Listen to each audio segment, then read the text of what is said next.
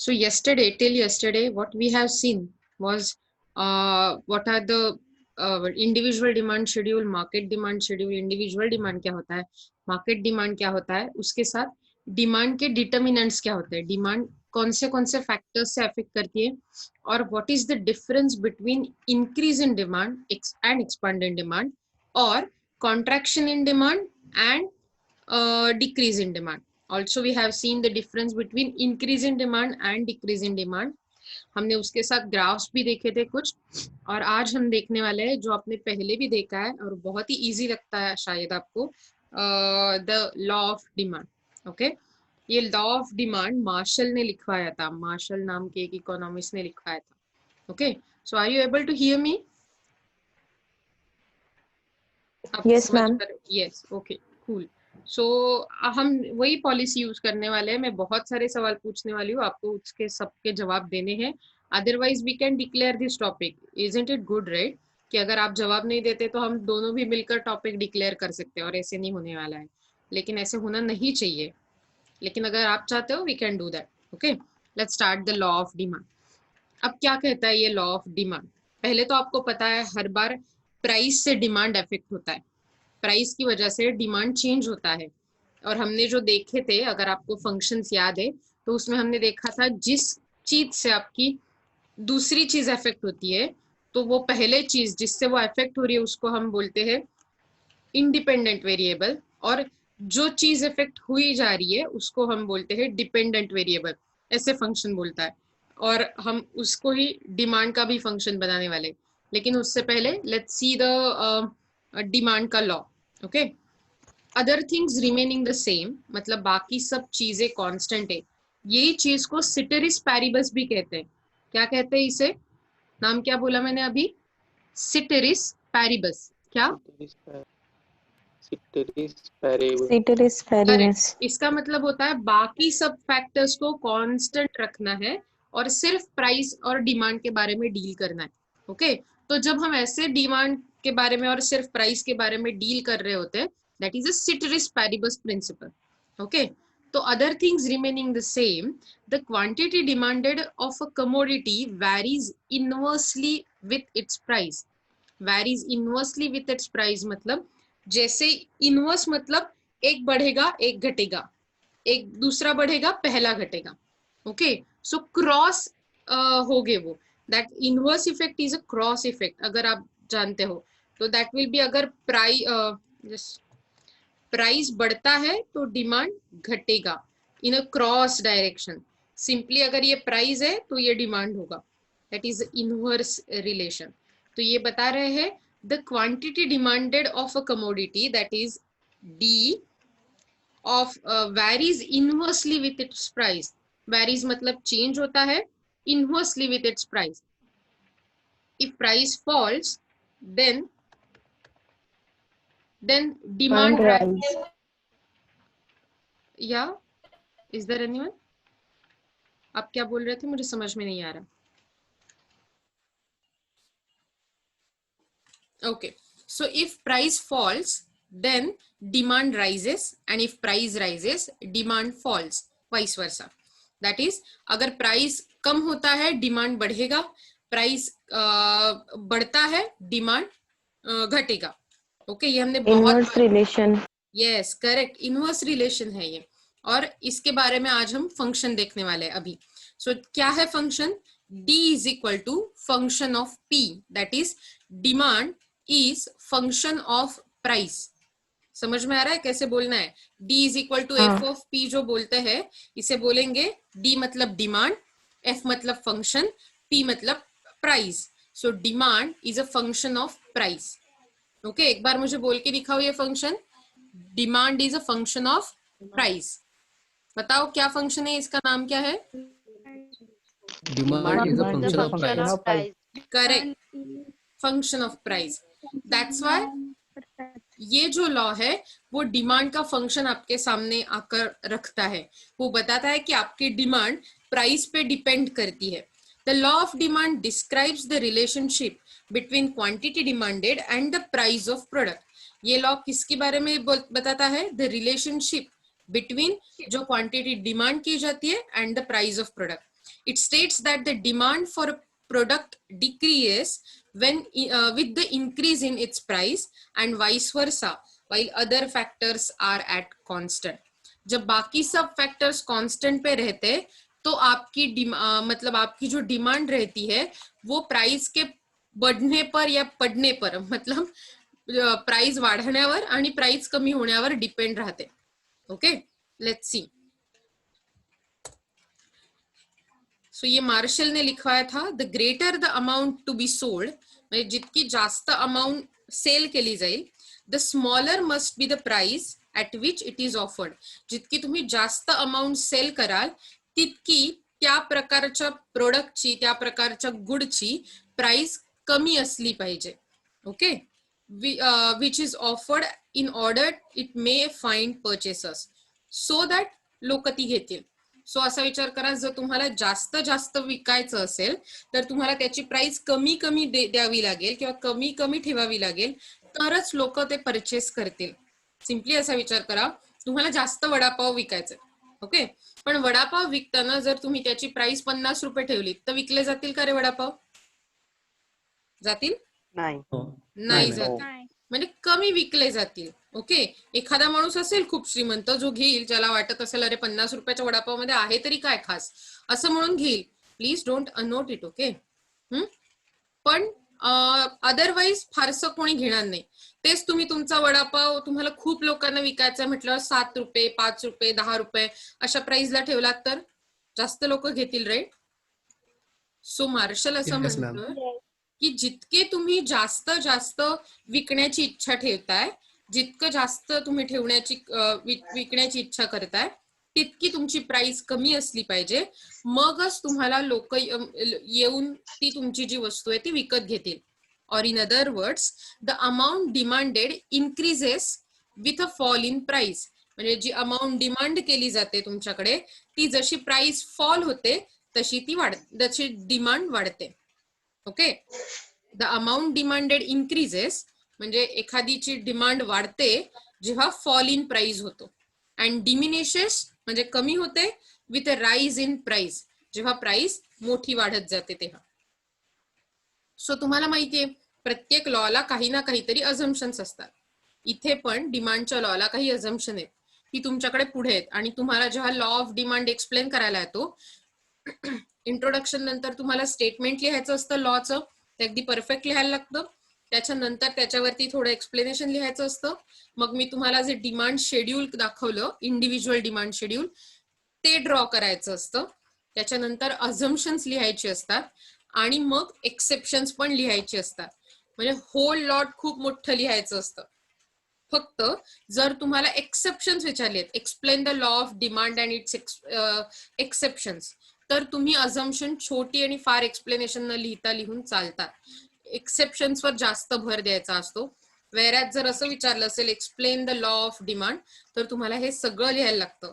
Introduction, law of demand त्याचं explanation, schedule त्याचं explanation, अझम्पशन्स, exceptions आणि कर्व, डिमांड कर्व. ऑब्विसली तुमच्या लक्षात येत आहे हे? जर समजा कोणाचं चुकून माईक म्यूट राहिला असेल तर जरा प्लीज बंद करा बरं. ओके, हा ठीक आहे. सो लेट्स सी अझम्पशन्स काय काय. Income of a consumer should remain, please mute yourself. Okay, so income of a consumer should remain same, म्हणजे तुमचं इन्कम सेम राहिलं पाहिजे. दुसरं assumption, prices of other commodities, म्हणजे तुम्हाला जर आठवत असेल की आपण काल 6-7 फॅक्टर बघितले होते, राईट, जे डिमांडचे डिटर्मिनंट्स आहेत किंवा ज्यामुळे डिमांड चेंज होऊ शकते. सो ऍक्च्युली आपल्याला काय बघायचंय की हे 6 फॅक्टर प्लस आणखीन काही फॅक्टर हे सेम राहिले पाहिजेत, त्यांच्यात काही बदल झाला नाही पाहिजे, कारण जर समजा त्यांच्यात बदल झाला तर तुमची डिमांड चेंज होणार आहे. त्यामुळे सिम्पली आपण पहिलं काय म्हटलं, income should remain same. Then prices of other commodities, that is substitutes and complements, should remain same. So तुमच्या सबस्टिट्यूट आणि कॉम्प्लिमेंटच्या प्राइस पण बदलल्या नाही पाहिजेत, कारण त्या बदलल्या तर तुमच्या डिमांड वरती परिणाम होतो. There should no change in the taste, habit, preferences etcetera of consumer. So कंझ्युमर्सच्या टेस्टवर, हॅबिट्सवर, प्रेफरन्सेसमध्ये काहीही चेंज असता कामा नये.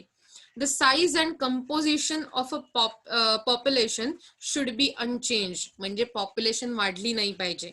So it should be same, stable. आता हे असं होऊ शकतं का की पॉप्युलेशन वाढत नाहीये, दर सेकंदाला काही मुलं जन्माला येत असतात, असं नाहीये. याचा अर्थ असा असतो की देअर शुड बी बॅलन्स. जेवढी जन्माला येतात तेवढी मृतही होतात लोक, तेवढे म्हणजे त्यामुळे आपोआपच एक सोसायटीमध्ये बॅलन्स निर्माण होतो.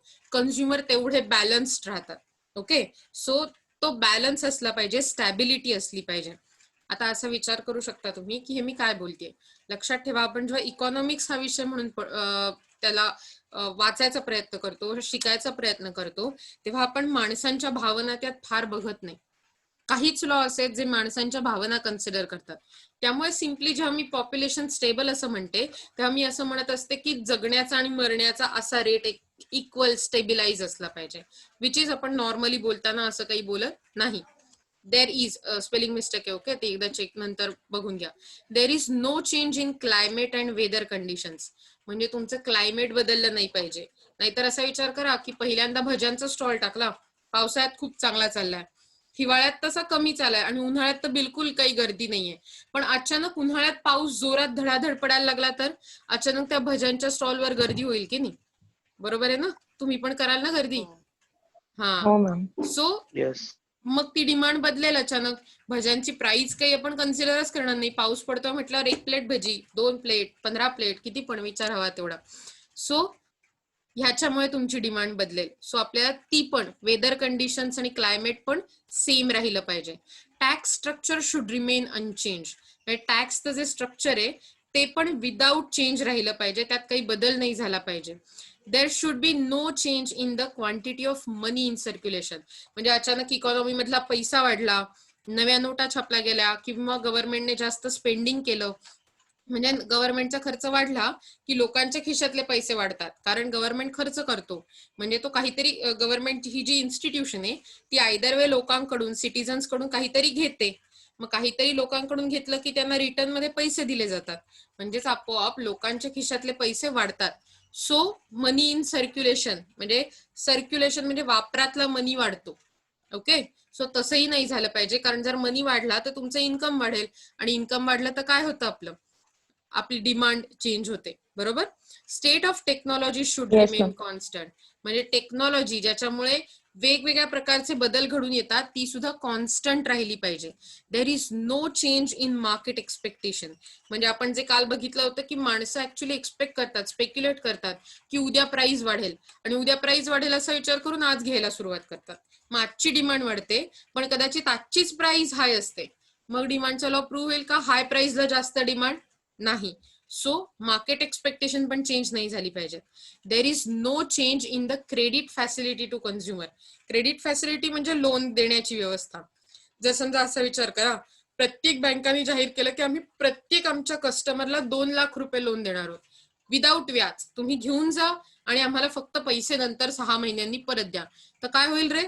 भराभर लोक ते 2 लाख रुपये खर्चायला सुरुवात करतील. आपोआप इकॉनॉमी मधला पैसा वाढेल आणि लोक खर्चतील. म्हणजे काय करतील? Wien people will spend, the demand will change, demand will increase. जैसे पीपल लोगों के पास पैसे आएंगे वो क्या करेंगे? खरीदारी करेंगे, बहुत ज्यादा कुछ लेंगे, डिमांड बढ़ेगा, तो हमारा प्राइस का इम्पैक्ट हम स्टडी नहीं कर पाएंगे. और इसके लिए ये सब अजम्पशंस है. आपको ये 10 के 10 अजम्पशन समझ में आ गए? हाँ ma'am. Okay, so let's go. Demand schedule देखते हैं. तो आप डिमांड शेड्यूल में कैसे है देखो. आपके लेफ्ट साइड के कॉलम में एप्पल्स की क्वांटिटी डिमांडेड है. ओके, आपको लिखना है तो सिर्फ क्वांटिटी डिमांडेड भी लिख सकते हो, एप्पल्स की लिखनी है लिखो. ओके, एंड उसके राइट वाले कॉलम में प्राइस इन रुपीज में भी हम लिख सकते हैं price in rupees per KG. Okay, तो 100 एप्पल्स के लिए 50 रुपीज.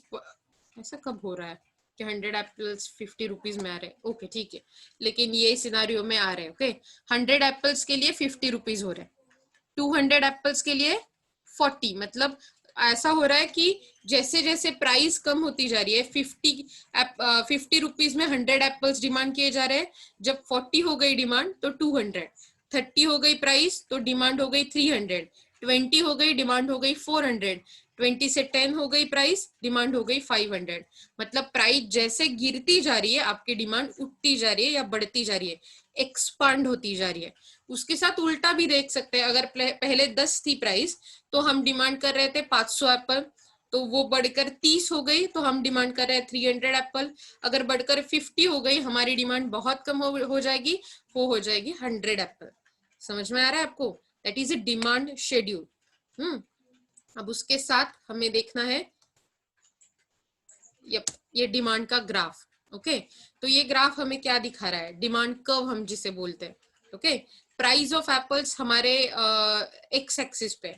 अब ये आपको समझना पड़ेगा कि जब हम स्क्वायर में दिखाते हैं, जस्ट गिव मी मिनट, जब हम ये स्क्वायर में दिखाते हैं तो ऑब्वियसली स्क्वायर की लेफ्ट साइड बनती है आपका X axis, sorry Y axis, और जब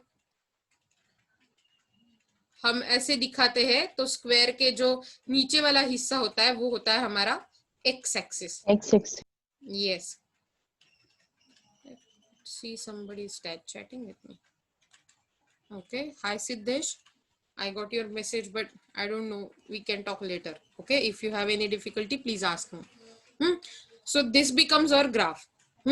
हमारे y एक्सिस पे है प्राइजेस ऑफ एप्पल्स, हमारे x एक्सिस पे है क्वांटिटी ऑफ एप्पल्स। आपको पेपर में ये स्क्वायर निकालने की जरूरत नहीं है, आप सिर्फ ये दो लाइंस निकाल सकते हो। ओके, जिसमें आप y एक्सिस और x एक्सिस दिखा सकते हो। ओके, तो ये आपका y एक्सिस बन गया, ये आपका x एक्सिस बन गया। तो एक्स एक्सिस पे जो आप एप्पल्स दिख रहे हैं वो है 100 apples, 200 apples, 300 apples, 400 end 500 apples, right. Same तरीके से आपके वाई एक्सिस पे आपकी प्राइस लिखिए 10, 20, 30, 40, 50, ओके, और 60, लेकिन हम 60 तक तो जाने वाले नहीं है अभी के लिए।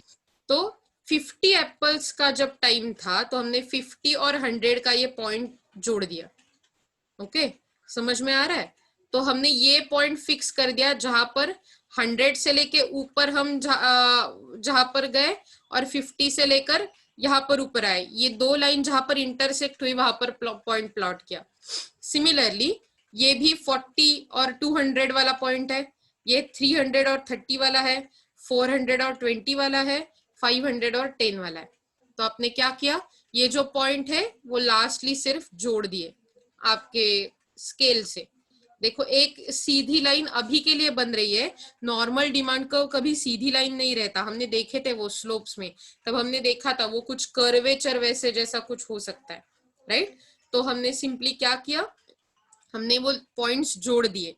तो अब हमारे पास एक्चुअली अगर मैं मेरा पूरा ड्राइंग हटा दूं तो ये डिमांड कर्व बना हुआ है, राइट। ये जो आपको दिख रहा है ग्रीन लाइन में नीचे आ रहा है वो इट्स अ कौन से टाइप का डिमांड कर्व है, आप बता सकते हो मुझे क्या टाइप है ये डिमांड कर्व का? Downward from left to right. Correct, downward sloping from left to right. और इसलिए ये स्लोप को कौन सा वाला स्लोप कहते हैं? Negative slope. Correct, negative slope. Negative slope. और जब भी एक ग्राफ में निगेटिव स्लोप रहता है तो ग्राफ में एक्स और वाई के एक्सिस पे जो भी वेरिएबल्स है, मतलब quantity of apples end price of apples, तो उन दोनों में किस टाइप का रिलेशन रहता है, कोणत्या प्रकारचं relation? Inverse relation. Very good, inverse relation inverse relation असतं। सो लक्षात ठेवा नेहमी, आयदर वे तुम्ही ग्राफ वरून ओळखू शकता की कसं रिलेशन आहे, किंवा जर तुम्हाला रिलेशन सांगितलेलं असेल तर तुम्हाला हे ओळखलं पाहिजे की ग्राफ कसा येईल। मग आता मला वाटतं हे तुम्हाला खूप छान प्रकारे कळायला लागलंय। मग तुम्ही या फिलिंग द ब्लँक्स भरू शकता का मला सांगा? ओके, तुमच्या समोर आहेत फिलिंग द ब्लँक्स, बरोबर? मी एक एक वाचते, तुम्ही मला सांगा। ओके, तुम्हाला पेपर मध्ये लिहिताना हे शेड्यूल, हा ग्राफ, हे सगळं काढल्यावरती ह्या ओळी खाली लिहिणं अपेक्षित आहे। आणि आता तुम्ही मला ते फिलिंग द ब्लँक्स भरून दाखवणार आहात बरं का? सांगा मला, in demand schedule dash is demanded at a given price. काय? Quantity. Correct, quantity is demanded at a given price. Quantity of apples ह्या ह्याच्यात, या एक्झाम्पल मध्ये, बरोबर? येत आहे लक्षात? तुमच्या सगळ्यांच्या लक्षात आलं कसं फिलिंग द ब्लँक्स भरायचे? Yes ma'am. Yes, very good. Yes. So दुसरं वाक्य बघूया. फॉर 100 ऍपल्स डिमांड, म्हणजे 100 ऍपलच्या डिमांडसाठी प्राइस इज रुपीज. 50. करेक्ट. दुसरं वाक्य बघा. For 200 apples it is rupees. 40. And for dash apples it is rupees 10. 500. 500. Correct. म्हणजे तुम्ही आता पहिल्या 3 वाक्यांमध्ये डिमांड शेड्यूल एक्सप्लेन करताय, ज्यात प्राइस कशी आहे ऍपल्सच्या डिमांड प्रमाणे हे सांगताय, बरोबर? सो आता काय करायला घ्याल माहितीये का? तुमच्या सगळ्यांजवळ नोटबुक्स असतील का रे? राईट. Yes. हो. कूल. हो. मग Yes, मी sir. जे तुम्हाला आता फिलिंग द ब्लँक सांगते की नाही, त्या पटापट लिहायला घ्या बरं. एक एक वाक्य, छोटी छोटी वाक्य आहेत की नाही, घ्या पटापट लिहायला. मी सांगते ते. पहिल्या वाक्याचे फिलिंग द ब्लँक्स भरा, दुसऱ्याची भरा, तिसऱ्याची भरा, कारण ह्या तिन्ही आपण डिस्कस केल्या, बरोबर? आणि कुणालाही काही प्रॉब्लेम असेल तर प्लीज मला विचारा. मी जस्ट अ सेकंड पाणी पिते. Okay.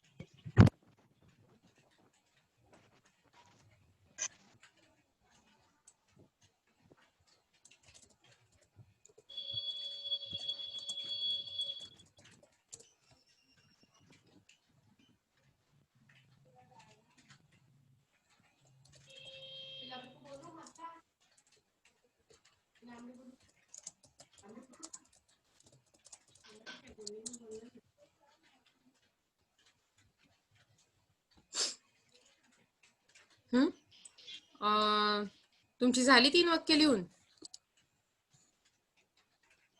Yes ma'am. Yes, ma'am. Very good. सगळ्यांची झाली की मला एकदा सांगा बरं.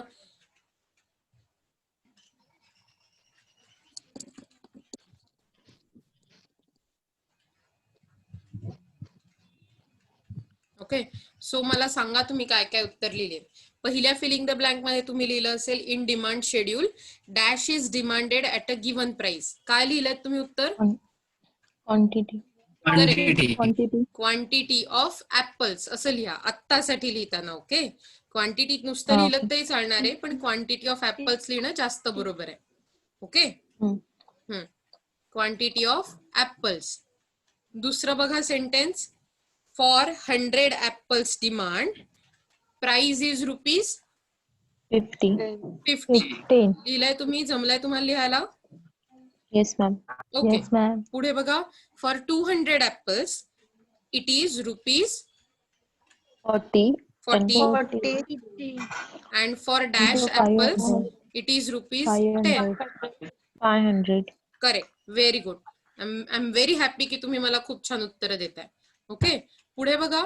So we can say that a price rises demand is contracted. म्हणजे जेव्हा प्राइस राईज होते तेव्हा डिमांड काय होते? कमी होते. कॉन्ट्रॅक्ट होते म्हणजे कमी होते. ओके. Demand falls. हे पण वाक्य लिहून घ्या बरं. जसं जसं आपण एक एक वाक्य बघतोय तसं तसं तुम्ही लिहून घेणार आहात. Okay. So we can say that as price rises demand is contracted.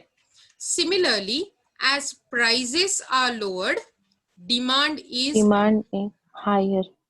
correct. Higher किंवा demand is raised. Demand is higher किंवा हायर हा तिथे वर्ब हवाय आपल्याला, आणि म्हणून आपण म्हणू शकतो डिमांड इज रेज्ड और एक्सपांडेड. ओके. रेज्ड लिहिणार असाल तर RAISED रेज्ड असा शब्द लिहू शकता. जर समजा एक्सपांडेड लिहिणार असाल तर तुम्हाला एक्सपांडेडचं स्पेलिंग होपफुली माहितीच असेल.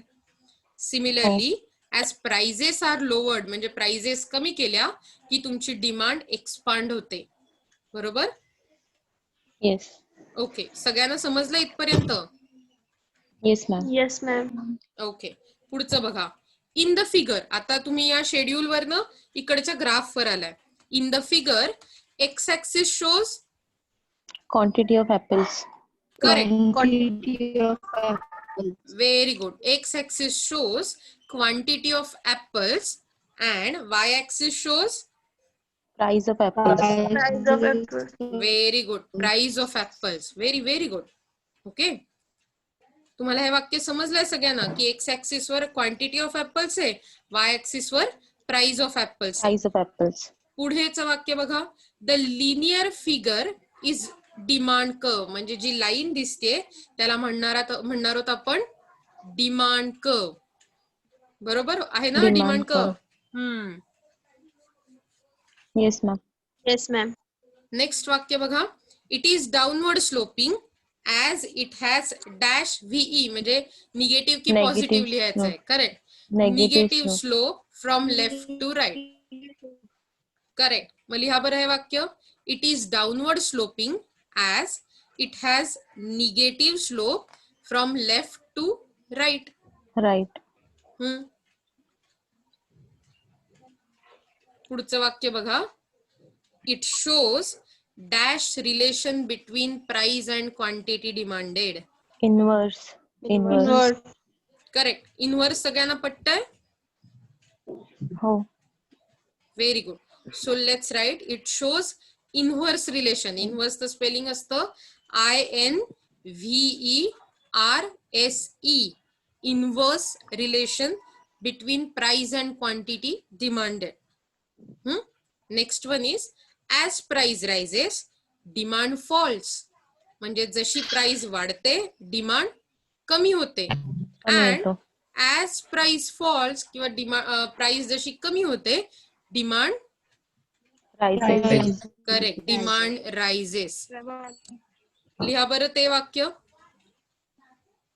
Oh.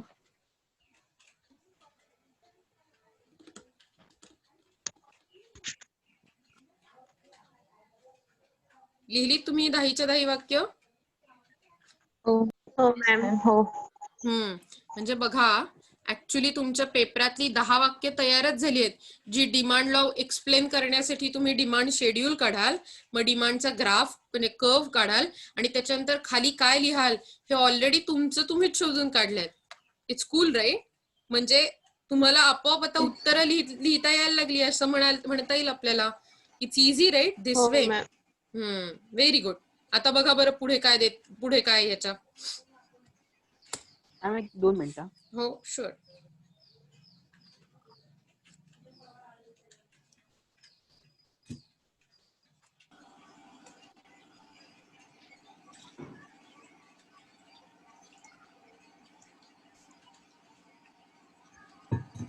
ओके, झालं मॅडम. फुल सगळ्यांचं झालंय? हो ma'am. Okay, let's ma'am. Go ahead. So हाच हो कर्व मॅम. आपण आता बघणार आहोत, बघितलाय. आता ऍक्च्युली तुम्हीच मला सांगू शकता, पण आता आपण एकदम शॉर्टली हे एक्सप्लेन करूया, कारण एक्सप्लेन करण्याची काही गरजच उरलेली नाहीये. सिम्पली बघितलं तर पुन्हा एकदा आपल्या वाय ऍक्सिस वर प्राइस ऑफ कॉफी आहे, एक्स ऍक्सिस वर क्वांटिटी डिमांडेड आहे. बरोबर. P1, P2, P3 अशा प्राइजेस आहे. P2 ही हायर प्राइस आहे. जेव्हा P2 ही हायर प्राइस होती, सगळ्यात कमी क्वांटिटी डिमांडेड होत होती Q2. P1 होती तेव्हा Q1 क्वांटिटी होती. P3 म्हणजे सगळ्यात कमी प्राइस होती, तेव्हा क्वांटिटी डिमांडेड सगळ्यात जास्त होती Q3. आणि म्हणून हा डिमांडचा कर्व आला. Higher price leads to the contraction of quantity demanded. जेव्हा प्राइस हायर असते तेव्हा त्यामुळे क्वांटिटी डिमांडेड कसं होतं, कॉन्ट्रॅक्ट होतं, कमी होतं. Lower price leads to an expansion of quantity demanded. Lower price मुळे तुमच्या क्वांटिटी ऑफ डिमांडेडचं एक्सपान्शन होतं. हेच आपण बघितलं. मला वाटतं यात काही आता कन्फ्युजन नसेल. बरोबर. हो नाहीये. Oh, ma'am. So let's see की आता काही लोक असे असतात, जसे वर्गातले पण असतात आपल्या, की ते ना रूल फॉलो करत नाही, त्यांना नेहमी कुठल्या तरी वेगळ्या रस्त्याने जायचं असतं. सो असंच पूर्ण काही फॅक्टर्स असे असतात जे एखाद्या लॉचे नियम पाळतच नाही, ते थोडेसे असे वेगळ्या अंगाने जातात. सो त्यांना आपण म्हणतो एक्सेप्शन्स ऑफ लॉ. आणि आता आपण हीच एक्सेप्शन्स बघणार आहोत. ओके, ही वेगवेगळ्या प्रकारची एक्सेप्शन्स मी तुम्हाला ऍज अ फोटो म्हणून इथे ठेवली आहे आणि त्याच्यानंतर आपण त्याच्यावरचं एक्सप्लेनेशन पण बघणार आहोत. सो तुम्हाला नोट्स काढताना काय करायचंय याचं एक्सप्लेनेशन आणि ओव्हरऑल सगळं तुम्हाला ते लिहून काढायचंय. ओके, मी तुम्हाला सांगते पुढे. Let's go ahead. पहिलं Giffen goods. Giffen goods are the inferior goods whose demand increases with the increase in its prices. So Giffen goods ही अशा प्रकारची गुड्स असतात ज्यांची डिमांड वाढते जेव्हा प्राइस वाढते. There are several inferior commodities much cheaper than the superior substitute often consumed by poor households as an essential commodity. अनेक गोष्टी असतात ज्या अतिशय गरजेच्या वस्तू म्हणून घरात वापरल्या जातात. बटाटे, कांदे एटसेट्रा. सो मॅगी हे नेहमी लक्झरियस गुडकडे बघितलं जातं. बटाटे कांदे नेहमी इसेन्शियल गुडकडे बघितलं जातं. Whenever the price of Giffen goods म्हणजे essential goods increases, its quantity demanded also increases. जेव्हा या इसेन्शियल गुड्सची जसे कांदे बटाटे यांची प्राइस वाढते तशी त्यांची क्वांटिटी डिमांडेड पण वाढायला लागते. याच्यासाठी एक खूप भारी उदाहरण दिलं जातं. एक गिफन हा एक माणूस होता. ओके, वर्ल्ड वॉर 2 च्या एक्झॅक्टली म्हणजे एका वर्ल्ड वॉरच्या काळात त्याने हा अभ्यासाला सुरुवात केली. ओके, त्याचं म्हणणं होतं त्या काळात मीट म्हणजे मांस आणि तुमचं बटाटे म्हणजे पोटॅटो. मित्रांनो प्लीज म्यूट युअर सेल्फ. मला त्याच्याने वेळ घालवायला लावू नका. सो ही ज्या दोन कमोडिटीज होत्या तर आता काय झालं पाहिजे सांगा मला, की जसं लोकांकडे पैसे कमी होते वर्ल्ड वॉर म्हणजे जागतिक युद्ध सुरू असल्यामुळे, सो लोक जास्तीत जास्त बटाटे मागत होते. आता जेव्हा लोकांकडे जास्त पैसे यायला लागले वॉर संपल्यावरती किंवा वॉरच्या काळात जर मदत म्हणून पैसे आले, कोणत्याही कारणाने घरातले पैसे वाढले, तर कशाची डिमांड वाढायला पाहिजे होती? बटाट्यांची. कारण बटाटे हे इसेन्शियल गुड आहेत, त्यांची डिमांड वाढायला हवी होती. पण लोकांनी तसं न करता बटाट्यांना कॉम्प्रोमाइज केलं आणि मीट वरचा खर्च वाढवला म्हणजे लक्झरियस गुड्स वरचा खर्च वाढवला. येत आहे तुमच्या लक्षात? जेव्हा हातात थोडे पैसे आले तेव्हा अशा प्रकारची इसेन्शियल्स गुड मागे टाकली गेली आणि गिफन गुड्स म्हणून ओळखली जाणारी लक्झरियस गुड्स होती त्यांची क्वांटिटी वाढली जरी त्यांची प्राइस मोठी होती. Whenever the price of Giffen good increases, जेव्हा कधी गिफन गुडची प्राइस वाढते तरी सुद्धा त्यांची क्वांटिटी डिमांडेड ऑल्सो इन्क्रीजेस. असा विचार करा, गटारी अमावस्येच्या दिवशी किंवा दर साधारण बुधवारी किंवा असं आपल्याकडे जेव्हा मीटचं खाणं बनतं, मांस खाणं बनतं, मासे, मटण, चिकन, तेव्हा काय होतं त्या दिवशी सगळ्यात हायएस्ट दर असतो मटणाचा, चिकनचा, माशांचा सगळ्यात जास्त हायएस्ट दर. पण तरी आपल्याला खायचं असतं आणि म्हणून आपण जाऊन ते घेऊन येतो. बरोबर आहे की नाही? So that is called Giffen goods. मला माहितीये गिफन गुड्स रोज तुमच्या घरात येतं, ते आपल्याला माहिती पण नव्हतं. आणि ते गिफन गुड्स तुमच्या लॉ ऑफ डिमांडला एक्सेप्शन आहे. कारण प्राइस वाढली तरी गिफन गुडची डिमांड वाढतच जाते रादर दॅन कमी होण्यापेक्षा. येत आहे लक्षात तुमच्या? सो ते प्राइस वाढली तरी डिमांड कमी झाली पाहिजे या लॉला एकदम अपोजिट बिहेवियर करतं आणि म्हणून ते एक्सेप्शन आहे. Okay, with an increase in the price the income remains the same. जरी प्राइस वाढली तरी इन्कम सेम राहतंय. The poor people cut the consumption of a superior substitute, म्हणजे बटाट्यासारखं सुपिरियर सबस्टिट्यूट आहे की जे गरजेचं होतं त्याचं कन्झम्पशन कमी केलं जातं, but buy more quantities of Giffen goods to meet their basic needs. म्हणजे पण त्याच वेळी मीट सारखं गिफन गुड वापरलं जातं. आता गिफन गुड आणखीन वेगवेगळ्या प्रकारचे आहेत. मी तुम्हाला फक्त एक एक्झाम्पल म्हणून दिलंय. तुम्हाला कळतंय का गिफन गुड म्हणजे काय ते? हो मॅम. येस, हो मॅम. Very good. आता दुसरा पार्ट आहे वेबलिन नावाची goods, Veblen goods. Okay, another exception to law of demand is given by economist Thorstein Veblen. Okay, who proposed the concept of conspicuous consumption. According to conspicuous consumption अशी एक नवीन concept आहे. Okay, according to Veblen there are certain group of people who measure the utility of commodity purely it's by price. म्हणजे जर समजा मी 10,000चा एक dress घेतला तर माझी किंमत मोठी, पण तो 100 रुपयाला तसाच टिकाऊ उत्तम टॉप आणला तर त्याची किंमत कमी का? कारण समाजात काही ग्रुप असे असतात जे फक्त त्या प्राइस वरून त्या लोकांची किंमत, त्या डिमांडची किंमत ठरवत असतात. याला म्हणतात कन्स्पिक्युअस कन्झम्पशन. शेजाऱ्याने 4 लाखाची गाडी घेतली तर मी 5 लाखाची घेणं, दॅट इज अ कन्स्पिक्युअस कन्झम्पशन. म्हणजे प्राइस वाढली, मला झेपते की नाही माहित नाही, पण शेजाऱ्याने घेतलीये म्हटल्यावर मी सुद्धा त्याच्यापेक्षा जास्त प्राइसचं डिमांड करणं हे डिमांड लॉला पटत नाही. त्यांच्या म्हणण्यानुसार प्राइस कमी असली तरच डिमांड वाढली पाहिजे. But we go against psychologically, remember emotions माणसाच्या. आणि सो कन्स्पिक्युअस कन्झम्पशनमुळे म्हणजे तुमच्या स्टेटस आणि अशा सगळ्या काय म्हणू, सोशल स्टेटस, सामाजिक प्रतिष्ठा वगैरे अशा सगळ्या गोष्टींमुळे तुमचं ऍक्च्युअली कन्झम्पशन वाढतं, डिमांड वाढते, प्राइस वाढलेली असतानाही. Okay. For example goods like diamond, platinum, ruby etcetera. Diamond म्हणजे हिरा, प्लॅटिनम म्हणजे जगातलं सर्वात महाग, जवळजवळ सोन्यापेक्षा महाग असलेलं मेटल आहे. ओके. त्याचेही दागिने बनवले जातात. रुबी म्हणजे माणिक. Okay. So etcetera are bought by the upper echelons of the society or the rich class.